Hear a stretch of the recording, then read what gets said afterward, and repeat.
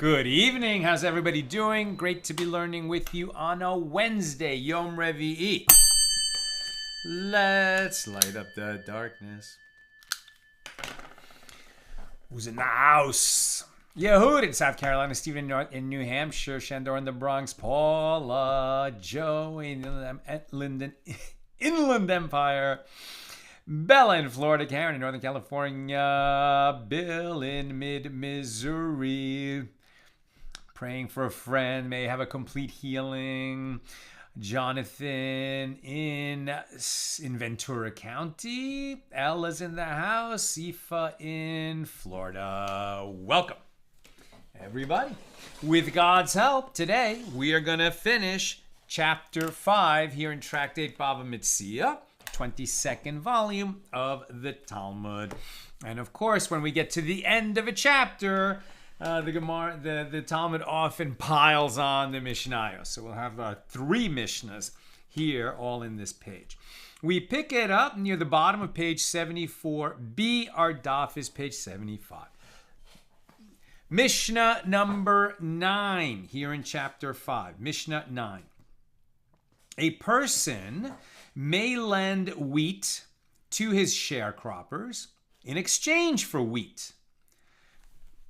Why does our antenna go up? Because we said so many times, if I lend you a bushel of wheat, and the loan, the terms of it that you will repay me a bushel of wheat next month. The problem is that if the price of wheat goes up, by the time you pay me back the bushel of wheat, it might be worth more than what I lent you, and that would constitute prohibited interest. So we don't lend a commodity to be paid back by the same amount of the commodity unless we have some kind of guarantee in place that the loan will be interest-free. So if, for example, we have reason to believe that the price will not change between now and when the loan is to be repaid, it might be possible. Or as we'll see today, you could put in some other kinds of safeguards so that we guarantee that no prohibited interest will be paid. So in light of that, how can Mishnah number 9 say that a person may lend wheat to his sharecroppers in exchange for wheat? You're lending to the sharecropper wheat for the purpose of seeding. Meaning that he may lend the sharecroppers a quantity of wheat with which to seed the field. And at harvest time, the sharecropper will add the amount of grain that he borrowed to the landowner's portion of the yield. But he may not lend wheat for the sharecroppers to eat and be paid back with an equivalent quantity, because this creates a concern about interest. In other words, lending them wheat for wheat, where the wheat is acting as seed to enable the sharecropper relationship to move forward, that's different. Really what's going on here is that this is part of the terms of renting out the field, right? Where the rental is, I provide the field, you provide the work. At the end, when the harvest comes in, the owner of the field receives a percentage of the crop. That's a normal sharecropper relationship. And seed essentially can be part of that. It's like he's providing seed. It's like he's providing the field. So we can work the terms into that. That if the wheat is being provided as food for the sharecropper while he's there, well, then it's not part of the sharecropper relationship. It's really just a loan. And then we would run into the problem that I described earlier. As Rabban Gamliel would lend wheat to his sharecroppers in exchange for wheat for purposes of seeding. And if he lent it at a high price and the price then fell, or if he lent it at an inexpensive price and the price subsequently rose, in all cases, he would take it back from them at the inexpensive price. But this was not because this is the law. Rather, he wanted to be stringent with himself. And that's Mishnah number 9. Now the Gemara, excuse me. The sages taught in a Baraisa, a person may lend wheat to his sharecroppers in exchange for wheat for purposes of seeding. So in what case is this statement said? It is said when the sharecropper has not yet gone down into the field to begin to work. But if the sharecropper had already gone down into the field to begin to work, lending him wheat under these terms is prohibited. Why? Because if the sharecropper already started his work, meaning he brought the seed and planted it, then you didn't agree to these terms. In other words, if he started working, presumably not with the idea that he would receive this seed from the owner of the field, he brought his own seed. So now what you're essentially doing is changing the terms of the deal, where you're adding, this loan that's going to be repaid by the same thing at a later time, where prohibited interest can come into it. And you can't say that this was just part of the terms of the land rental, right, the sharecropping arrangement, because the guy already started working without it. The Gemara asks, what is different about the Tana of our Mishnah, who didn't differentiate between whether the sharecropper went down and started to work or he didn't go down? And what is different about the Tana of the Baraisa, who does make that distinction between whether the sharecropper started to work or not? And Rava said that Rabbi Edi explained the matter to me. In the locale of the Tana of our Mishnah, the local custom was that the sharecropper would provide the seeds himself. And therefore, whether he went down or didn't go down, as long as the sharecropper has not put the seeds into the field, the landowner can remove him from the field, right? Meaning the deal has not taken hold. Consequently, in a case where the landowner gives the sharecropper the seeds, he is setting the terms of the sharecropping tenancy. And when the sharecropper goes down into the field, he goes down into the field for less than this, under the agreement that he will reduce his share of the crop in order to return the seed to the landowner. By contrast, in the locale of the Tana of the Baraisa, the landowner is the one who would provide the seeds. So if the sharecropper has not yet gone down into the field, the landowner can remove him, and therefore when he goes down into the field, he goes down for less than this. But if he already went down, and therefore the landowner can no longer remove him, meaning the terms of the tenancy have been set, so then lending him wheat under these terms is prohibited because he took upon himself in advance to work the field without receiving seeds from the owner of the field. And consequently, these seeds that he receives after the tenancy terms have been established would be a loan, and the prohibition of interest would apply. The sages taught that a person may say to another, now we're on page 75a, lend me a core of wheat. Core, we're spelling it in English, K-O-R. So that's a kaf, vav, resh, right? But it's like, I forget exactly how much this is, but think of it in terms of bushels, right? It's a quantity of wheat. So lend me a core of wheat. And the lender may set a price for him, stating that the borrower must repay the wheat in the future according to the value of the wheat at the time of the loan. If by the time the borrower must repay the loan, the wheat depreciates in value, so he gives the lender a quantity of wheat equivalent to what he borrowed. because now it's worth less. Certainly no interest there. And if the price of wheat goes up, if it appreciates, then the borrower repays the value of the wheat that he borrowed as per the market rate when he borrowed it, and no more. Right, so this is where you use market prices and basic math to say, okay, I'm going to lend you wheat and you're going to give me back wheat, but we're going to protect ourselves against engaging in prohibited interest by establishing what the market price was when I lent it to you, and then we'll check what the market price is when you give it back to me. And interestingly, it's not, I'll lend you $100 worth of wheat today, and you pay me back $100 worth of wheat next year, which would do away with the interest problem. But that's not quite how they formulated. They said, I'm going to give you $100 worth of wheat today. You'll pay me back the equivalent later. So what does that mean? It ends because they're just saying, I'm going to lend you a core of wheat today. So they established it not as $100 worth of wheat, but rather they established it as a volume, a certain volume of wheat. So then when it's time to pay back, if the price has remained the same or has gone down, you get that same volume of wheat back.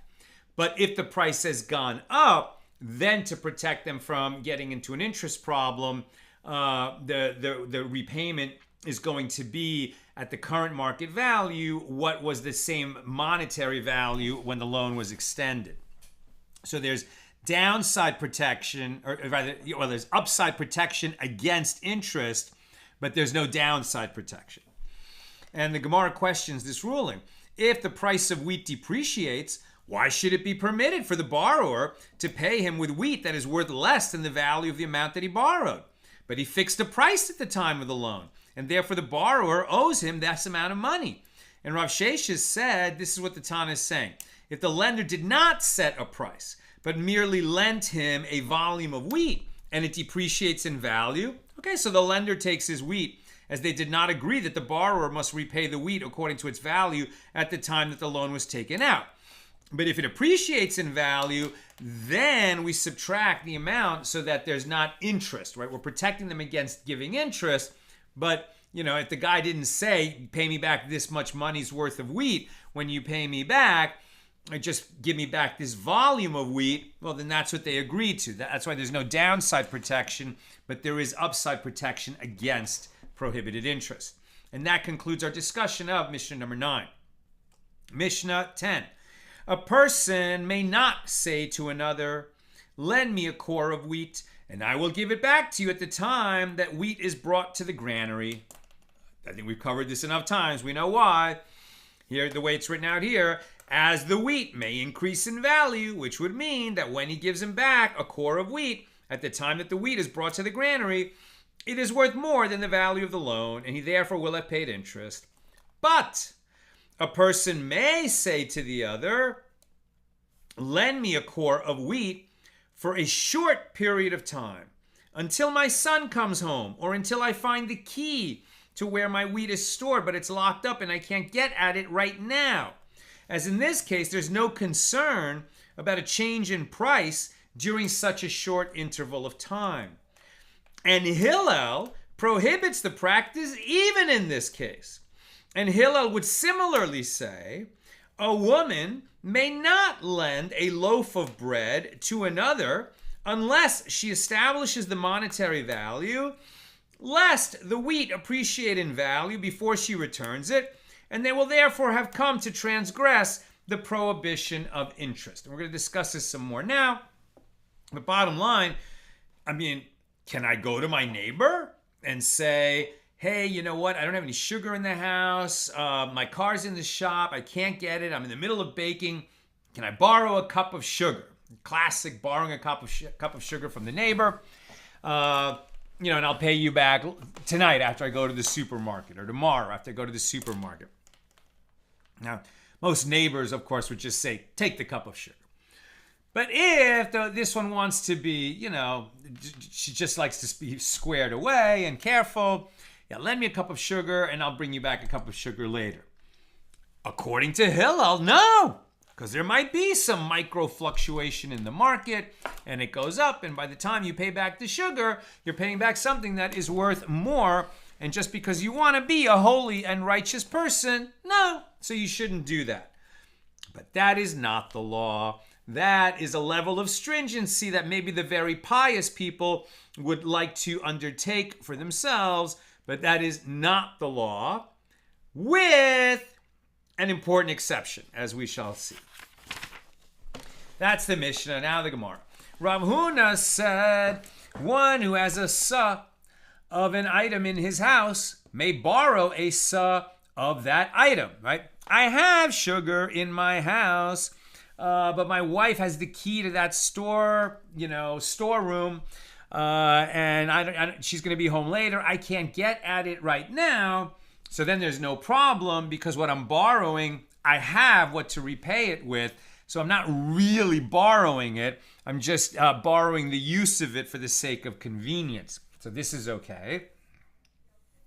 Rabbi Yitzchak says, even if he has only one sa, he may borrow several kor in reliance on it. So even if he has a small volume of that stuff on hand, he can borrow a whole lot more, because the stuff in his possession, indicates that it's a loan of convenience, not, a loan that could turn into an interest prohibition problem. Even if he has, since he can repay part of the loan immediately if he wishes to, and as the market value has yet to change, there is only a concern about future interest, and this concern is mitigated when it does not apply to the entire loan. Now the Gemara comments that Rabbi Chia teaches a baraisa in support of Rabbi Yitzchak's ruling. If one does not have a drop of wine, or if he does not have a drop of oil, he may not borrow wine or oil.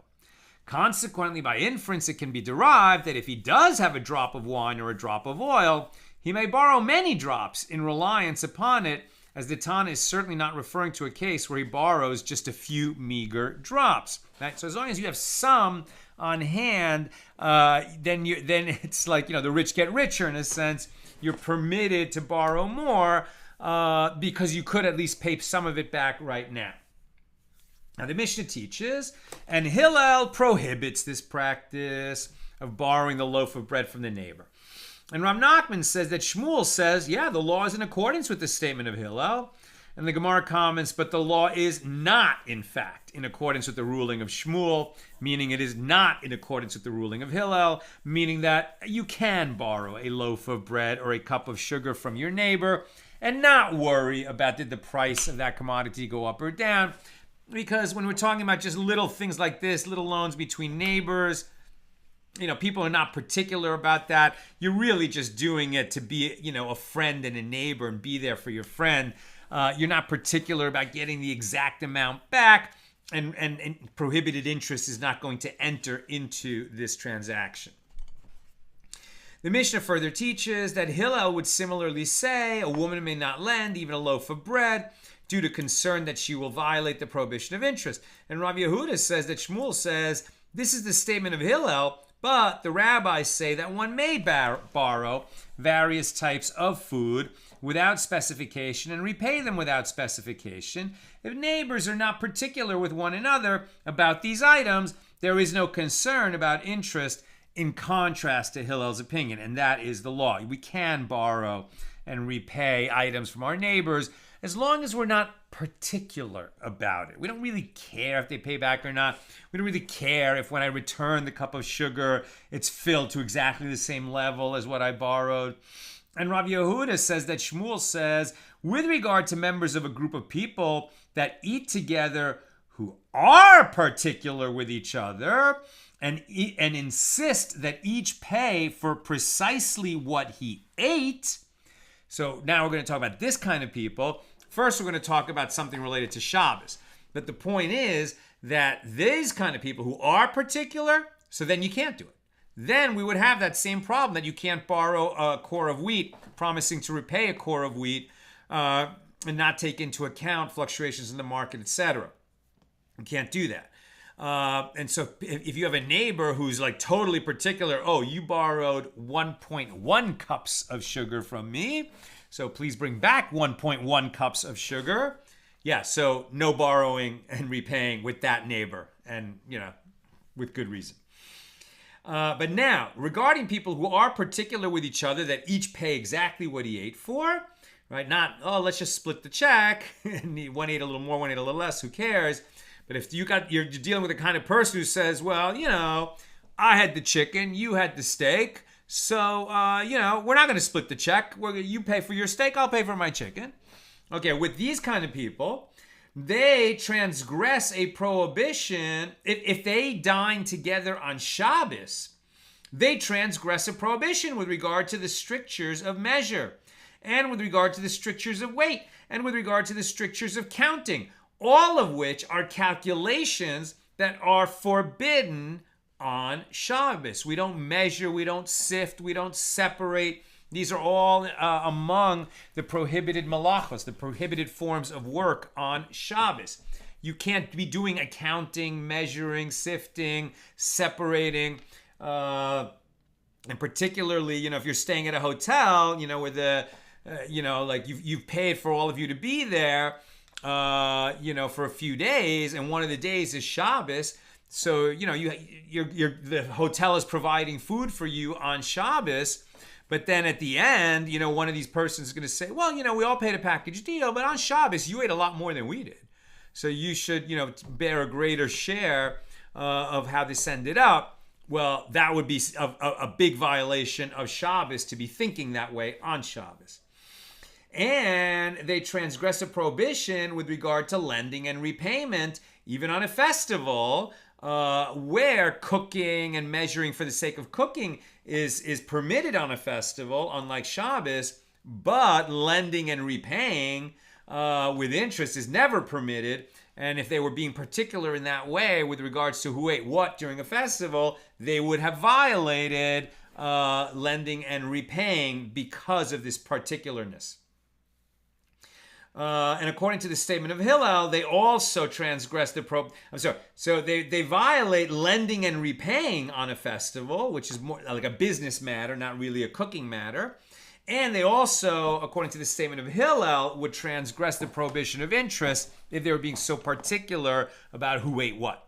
And Rav Yehuda says that Shmuel says it is permitted for Torah scholars to borrow from one another with interest.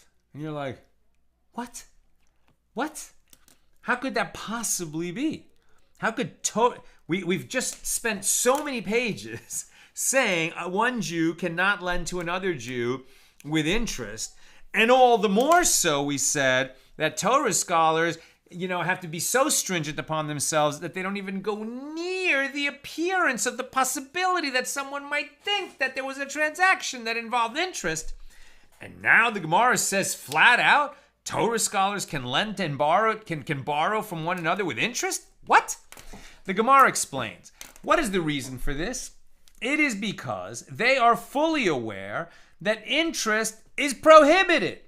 And therefore, they do not lend. They do not intend to loan. They do not intend the loan to be any kind of formal business transaction. They willingly forego the additional payments to each other at the outset, and what looks like interest is just a gift that they give to one another. And the Gemara relates, Shmuel said to Ava bar Ihi, lend me 100 peppers in exchange for 120 peppers that I will give you at a later date. Sounds like prohibited interest. And you should know that this matter is nevertheless fitting and appropriate, as I intend the additional 20 peppers to be a gift. I am not asking you to make this loan because I'm giving you some extra peppers. It's just that I don't have peppers right now. I wish I had lots of peppers. Later I'm going to have peppers, and then I want to share my peppers with you. And the reason they say Torah scholars can do this is because they would understand when it's a gift and when it's enticement to obtain the loan. And they know where that line is, but us regular Jews don't, right? I think nevertheless, even though they could be trusted to know where that line is, they wouldn't go that close to the line. And similarly, Rav Yehuda says that Rav says it is permitted for a person to lend to his sons and the members of his household with interest in order to have them taste the taste of interest, meaning so that they will understand how interest increases and how hard it is to repay it, in order to discourage them from ever borrowing with interest again. And the Gemara comments, but this is not correct, because the members of his household may become corrupted by doing so and act similarly with others in cases where there is no justification for such behavior. And the note, it talks about, a dad who provides an allowance to his kid and then says, well, and if you run out, I'll lend you, but it's going to cost you interest that you have to pay me back out of your allowance. All the money belongs to the father. So there never really is a loan and interest. But he might want to teach the son how not to, go into the world of borrowing with interest, because it can be so harmful, when you realize how interest stacks up. So there is no halachic problem, but they should avoid even the appearance of interest as an educational tool and not go there. That concludes our discussion of Mishnah number 10. Here's Mishnah number 11, the final Mishnah of chapter 5. A person may say to another, "Weed the wild growths from my field with me now, and I will weed your field with you at a later stage. Or till my field with me today, and I will till with you on a different day." Right? So bartering labor for labor. I'll help you weed your field, and you'll help me weed my field. That's permitted. But he may not say to him, "Weed with me today, and I will till with you on another day." Or till with me today, and I will weed with you on a different day. Why? Because who's to say which is more difficult, which requires more work, tilling or weeding? And since one of them is probably more difficult than the other, the one who is trading more difficult work for easier work ends up paying a kind of interest on this loan, and we're going to consider this prohibited. Now on 75b. And all the dry days during the summer, when it does not rain, in the Holy Land, are viewed as one period, meaning that if they each agree to work one day, so the days of the dry season are viewed as though they were all exactly equal in length, despite the slight differences in length of days. And similarly, all the rainy days, which is the winter, when the days are shorter, are all viewed as about the same length. And you can trade a day of work on a rainy day. I'll work on your field during the rainy season, and for one day you'll work in my field with me for one day. And if both days are in the rainy season or both days are in the dry season, it's fine. But you can see where this is going.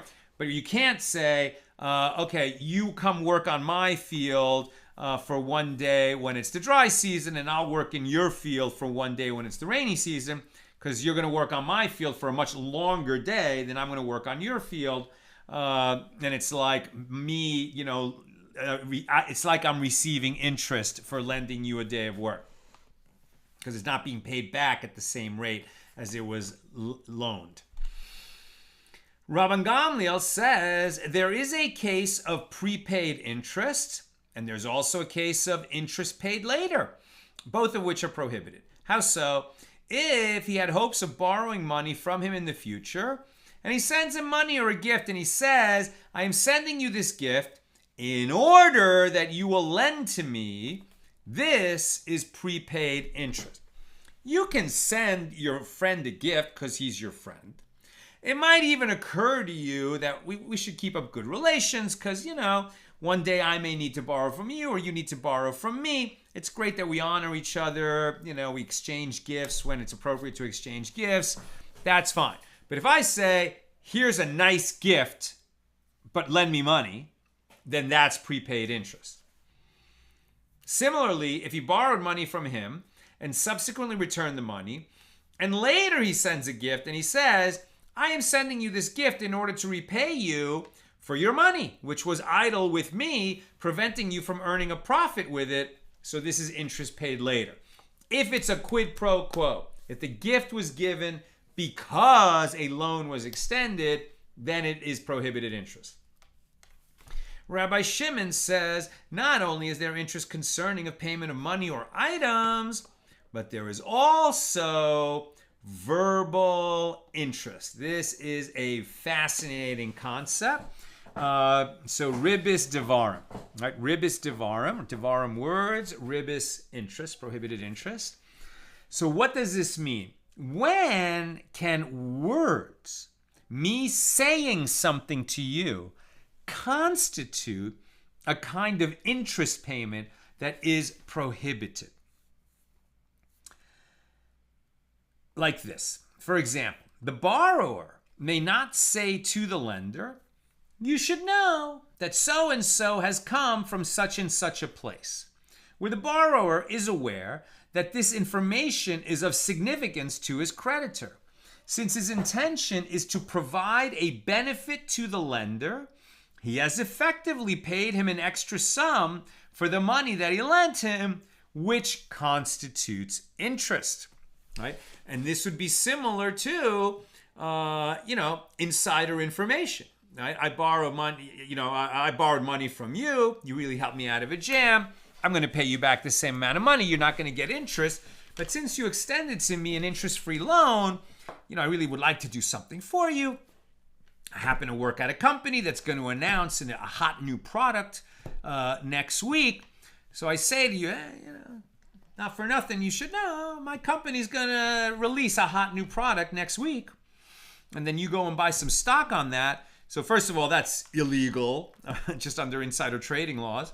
But it's also illegal under the Torah laws of prohibited interest, because these words, ribis devarim, these words are valuable, right? This information is valuable, and I've given you this thing of value because you lent me money, and therefore it's prohibited interest.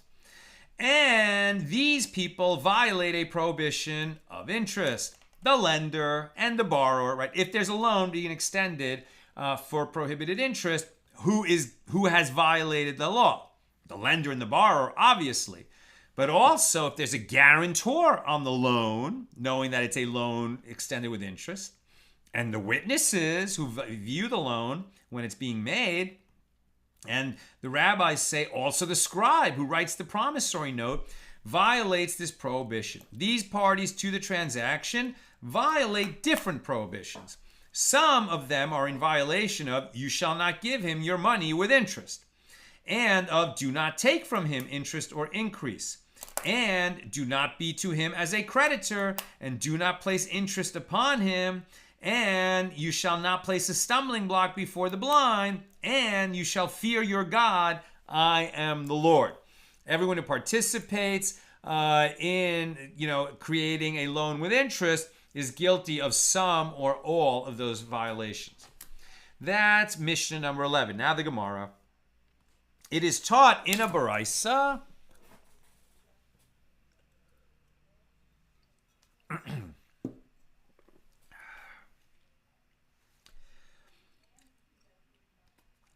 It is taught in a baraisa that Rabbi Shimon ben Yochai says, from where is it derived with regard to one who is owed 100 dinars by another, and the borrower is not accustomed to greeting that lender, that it is prohibited to start greeting him after being granted the loan?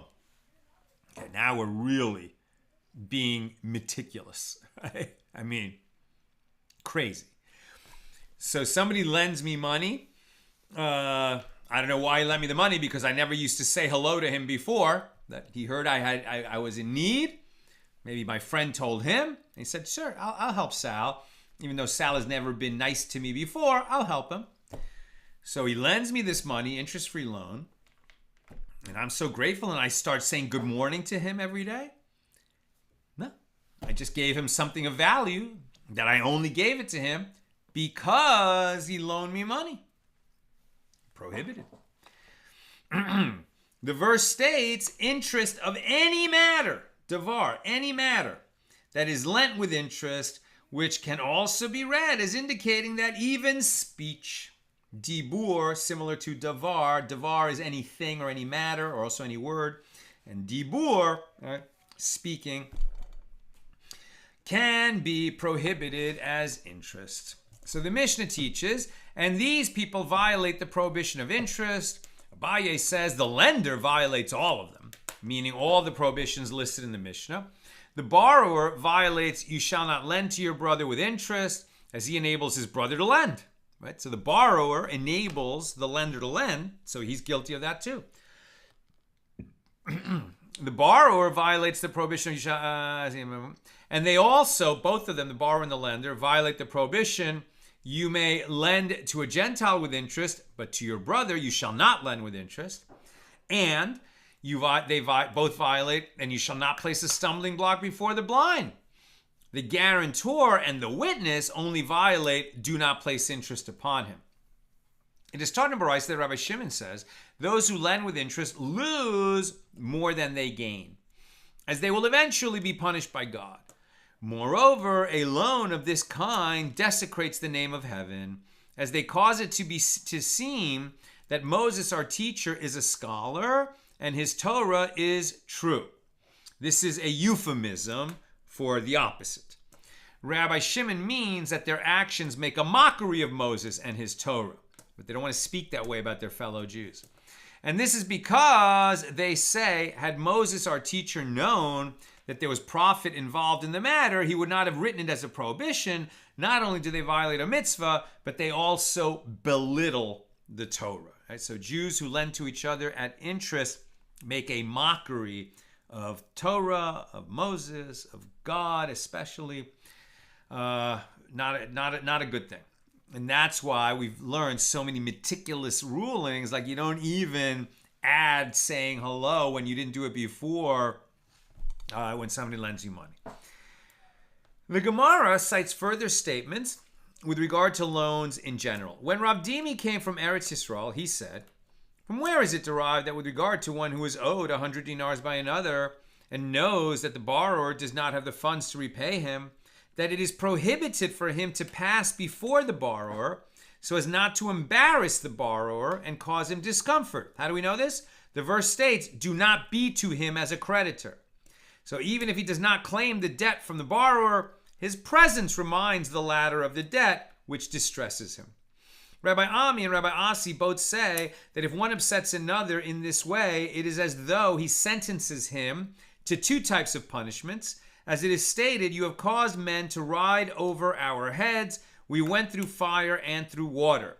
As the one in control, a creditor is regarded as though he had brought the debtor through fire and water. In other words, don't press your borrower to repay you in any way. Rav Yehuda says that Rav says, whoever has money and lends it not in the presence of witnesses violates the prohibition of, you shall not place a stumbling block before the blind. Now, remember, you're able to lend money without interest to help your brother. When you do that, you have to do it in the presence of witnesses, right? Very interesting. The loan, it's an interest-free loan, but it has to be extended in the presence of witnesses. Why? And Reish Lakish said, why? Because that kind of a loan, taken not in the presence of witnesses, tempts the borrower not to repay his debt. It's better for the borrower that everything's done officially. And Reish Lakish says he brings a curse upon himself. As it is stated, let the lying lips be dumb, which speak arrogantly against the righteous, with pride and contempt. As when the lender comes to claim his money without any proof, people will think he is falsely accusing the borrower, and they will end up cursing him. And the Gemara cites a related incident. The sages said to Rav Ashi, Ravina fulfills all of the directives that the sages say, seeking to test him. Rav Ashi sent a messenger to him close to sunset on the eve of Shabbos, at the busiest time of the week, with the following request. Let the master send me 10 dinars as a loan, as I've happened upon a small piece of land for an acquisition and I need the money. Ravina sent a message to him. Ravina's being tested. Ravina sent a message to him. Okay, so let the master bring witnesses and we will write a written document for this loan. Rav Ashi tests him again. Even I, meaning your fellow sage, even I, you need me to bring witnesses? Do you suspect me of shirking payment? And Ravina sent a message to him. All the more so it is necessary to document the loan to the master, who is occupied with his studies and therefore could forget, and I will thereby bring a curse upon myself for putting you in the position of borrowing money and not repaying it. And the sages taught in the Baraisa, there are three who cry out and are not answered. Funny that this is coming up right now. Earlier today, I did an AT Live. We did it on YouTube, although we usually do it on Facebook, but then we published the YouTube onto Facebook. Conversation with Elliot Katz, who wrote a very good book called Being the Strong Man a Woman Wants. There's a bunch of good points that he made that I kind of learned the hard way, as he described of, for example, when a wife says to a husband, what would you like to have for dinner? And he says, oh, whatever you make is fine. So he just failed in his task. She asked him a question. She had a reason for asking the question. And just saying to her, whatever you want is fine, actually disregards her question and is not what she would like to hear. She asked him his opinion, so he should give an opinion, right? And there's lots of other ways in which, men can fall afoul kind of in modern times saying, well, I don't want to be patriarchal. I don't want to be sexist. Well, no one's asking you to do that. But there are ways in which a man has to step up and take responsibility. And that's what Elliot was talking about. Now, one of the teachings that he brings out in his book, although I don't think we got to talk about it in our live session, is this teaching that happens to come up on our daf today. The sages taught in a Baraisa, there are three who cry out and are not answered, right? They cry out to God and God will not hear their prayers. Why? Because these people are responsible for their own troubles. And who are they? One who has money and lends it not in the presence of witnesses. If you don't witness the loan, you're bringing trouble on yourself for the reasons we just described. Number two, one who acquires a master for himself, right? No one asked you to enslave yourself. You enslaved yourself. And we're going to discuss what kind of a master we're talking about here. And number three, one whose wife rules over him, right? So what is this one whose wife rules over him? Didn't God say to Abraham, listen to your wife? God said to Abraham, listen to your wife in the matter of putting Ishmael out of the house. Sarah could see something that Abraham couldn't, and Abraham had the benefit of consulting with God. But actually, Abraham behaved properly there because she said to do something. He wasn't sure if it was the right thing to do or not. He was very lucky. He was a prophet. He was able to check with God, and he got the answer. But if he hadn't been able to get an answer from God, he would have had to think very carefully about whether she was giving him good advice or not, and not just do it because she said this is what you need to do, like Adam did, right? Eve told Adam, hey, eat of this fruit. And in the Midrash, it says that she insisted and yelled at him and insisted and cried and, made a scene until he ate the fruit. And then when he ate the fruit, God said, what is this that you have done? And Adam didn't take responsibility. He said, oh, well, this woman that you made for me, she gave me the fruit and I ate. Right? He passed the buck. Total fail. So just because your spouse, and we don't really have to say that this is a male-female thing, but this is the way it's couched here, that if you just do everything that your wife says to do, first of all, you're not really doing what she wants. She wants to have a partner in the house who, can evaluate what's right and what's wrong, and will oppose her if she, is being emotional and is asking for the wrong thing. And his job is to step up and be that voice of reason at that time. And at other moments, those roles may switch. But we count on our spouses to be the voice of reason, when we're caught up in some kind of emotion, and not just placate us in our emotionalism and give us what we want, when in fact, that's going to be a destructive act. So when it says one whose wife rules over him, it's not saying that you should never listen to your wife by any means, But by the same token, you don't always listen to your wife because some of the things that she says are right and some of the things that she says are wrong, like any other human. Now, the Gemara clarifies, one who acquires a master for himself, what is it? There are those who say that this is referring to one who attributes his property to a Gentile. He falsely claims that his possessions belong to a Gentile in order to evade his obligations, thereby inviting the Gentile to take advantage of this declaration. And there are those who say that it is referring to one who writes a document bequeathing his property as a gift to his children in his lifetime, and he becomes financially dependent on them. And there are those who say that it is referring to one who has bad fortune in this town, but doesn't go to a different town. He is consequently responsible for his own misfortunes. And with that, the chapter ends. But what an interesting piece of wisdom that is. If you find misfortune in a certain town, okay, go start somewhere else. Don't, hang in there thinking that things are going to get better when they're not, because you're the one bringing further misfortune upon yourself. Okay, that concludes chapter 5. I'm going to take some questions or comments now. And while that's reloading, so God willing, we'll start chapter 6, Mishnah number 1, at the very bottom, page 75b, tomorrow at the regular time, 6 p.m. Pacific. Okay, on page 75, Bill. So, does that mean in essence that best practice is to keep a tiny amount of all your household staples on hand just in case? Absolutely, because then you would be covered even if you were going to be as stringent as Hillel. Right? The law says that you don't have to be that particular. It's good for neighbors to help each other out. And as long as you're not like keeping a meticulous accounting of how much was lended when, etc., no problem. If people are particular like that, then we have the core of wheat for a core of wheat problem, and you shouldn't lend and borrow with those kind of people. Renee, just want to acknowledge how important you all are here at this moment in history.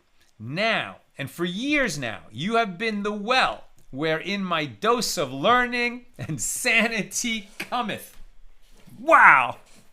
Thank you, Renee, and everyone, let's thank Renee. What a beautiful statement. And I'm really moved by that. You made my day. But I will also add that, we're in a time of terrible danger to the Jewish people. And, we all stand our post in different ways. So the members of the IDF are, in Gaza fighting the war that needs to be fought. And other people are fighting the media battle or the propaganda battle or the lawfare battle, the protesters, etc. But we who are learning Torah are standing a very important post. And really, anybody, who's got a Shabbos table and a Jew who's not going to have a Shabbos meal, who's not, learning any Torah or keeping any mitzvahs, bring him or her to your Shabbos table. Share a little bit of Torah with them, because every bit of Torah learned and every mitzvah that any Jew does in the world adds to the safety of the Jewish people everywhere, and I would even say adds to the safety of all people everywhere. Because when the Jewish people turn their backs on Torah and on God, the Jewish people are vulnerable. And that's not a good state of affairs for anybody. So thank God you're all here every day. We have this time of regular learning together. It's wonderful. And it adds to the safety of the Jewish people and all people. Bill. Oh, I get it. It's not interest in the case of Torah scholars, it's reciprocity. Basically, the Torah scholars don't need to worry about the specter of interest, except, as you note, they would probably avoid it anyway to serve as a better public example. Just so. Joe, so a lobbyist donating to politicians could be creating a loan with interest. Yeah. Right? Yeah. Because, there it's very difficult, right? Because what are you paying for? Right? What are you paying for? The lobbyist hopes to attain votes on laws that are relevant to the lobbyist. But you can't pay for a vote in Congress. That's illegal. So what is the lobbyist doing? You're paying for some of the politician's time so that you can make your views known. And then I think there is problems here, right? Where we're saying that words, in other words, it's not payment to the lobbyist. It's that if a lobbyist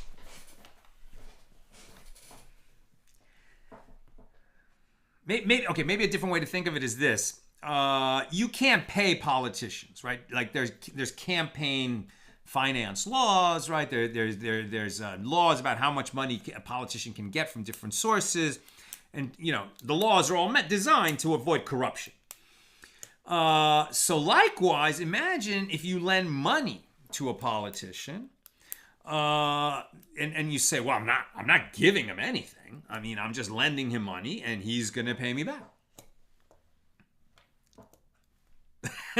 Right? And then the politician goes and votes on some law in a way that's beneficial to you. Boom. There we definitely would have this problem. So yeah, that's how we'd get there. Eve. So we only take interest of a loan from who? Well, Jews can lend at interest or borrow at interest from non-Jews. Right? That is certainly permitted. We can extend loans and lend money and borrow money from non-Jews, and interest can flow. Now, I actually talked about this a little bit the other day, and I just looked it up before class today. What about, can you lend money or borrow money from an LLC, right? Which is a limited liability company.